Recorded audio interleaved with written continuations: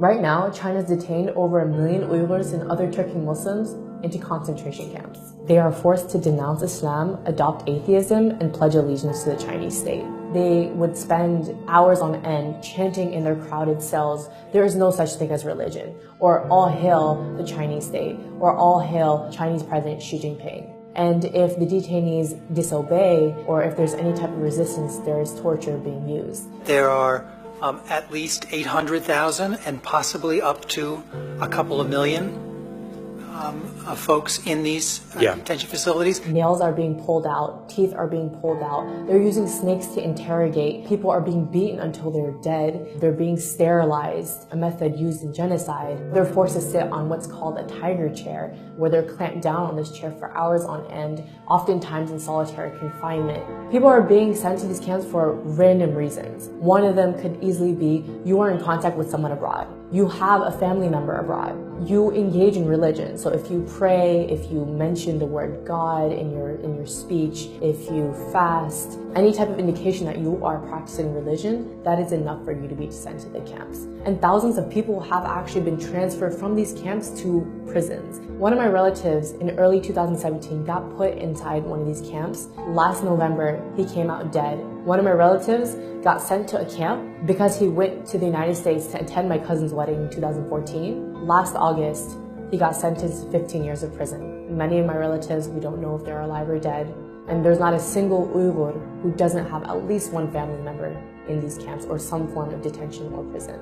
The worst part is when someone dies, their bodies are not taken to their families, but rather their bodies are cremated. And that's another way for China to hide the evidence of bodies coming out of these camps. And it doesn't give us a clear idea of how many people are dying. All of this stuff is happening in secret. The children of these detainees have been sent to state-run orphanages and boarding schools where they are taught to hate their own religion, identity, and are forced to speak Chinese, are subject to abuse and torture. The parents don't know where their kids are. Most towns and villages in East Turkestan are almost empty. Around 70 to 80% of the civilians are all gone. You walk through the street and it's eerily silent because most people are in some form of detention or prison. Schools and factories are now being transformed into these concentration camps. The entire nation of East Turkestan has essentially become a dungeon for its people because China monitors their every action, even in the homes. So there are millions of Han government cadres who are living in Uyghur homes to make sure they're not engaging in religion and to assess their political views. Practicing Islam is completely banned.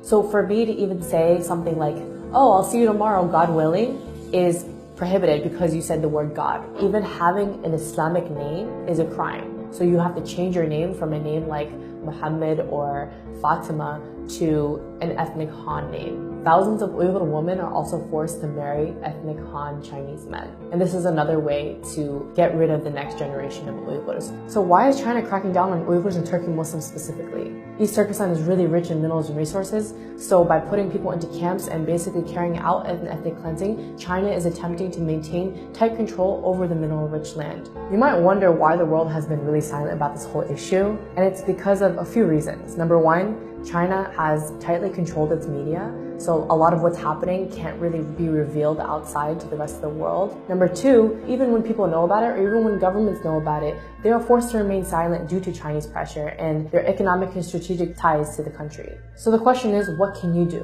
What we need you to do is raise awareness, because right now, most of the world has no idea that this is happening. Pressure your government leaders to acknowledge China's occupation of East Turkestan and its systematic campaign to wipe out the Uyghurs and other people of East Turkestan. Support your local Uyghur communities. They're in dire need of international support. Come out to their protests. Organize protests in front of Chinese embassies and bodies that can actually take action to challenge China's ethnic cleansing of the Uyghurs.